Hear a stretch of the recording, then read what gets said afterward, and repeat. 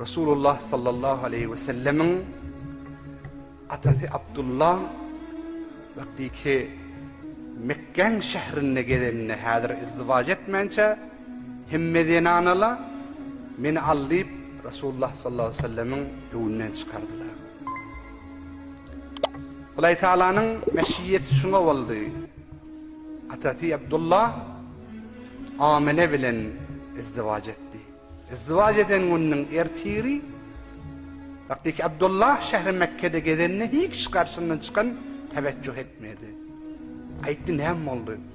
Bundan evvel gedemine hem kişi meni aldı hem meni al, menin bilen izdivac et, menin bilen izdivac et dedi ama hiçbir şeyiniz indi menin yüzüme bakanız yok. Onunla sen ta dirüze çeldik. Senin iki gözün arasından bir nuri saat etti, bir nuri gözün önüne bardı. Ve hemmemiz aşık şu nurduk hemmemiz.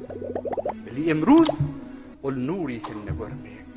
Hakka ki ol nur Hazreti Resul-i Ekrem sallallahu aleyhi ve sellemin atasından özünün öten akşam Eceti Amina'nın rahimine muntakil oldu. Tamamı feriştegan ilahi ol Abdullah'nın ruberusunda kol kavuşturup durardılar. Veli ol nur Amina'nın rahimine muntakil oldu.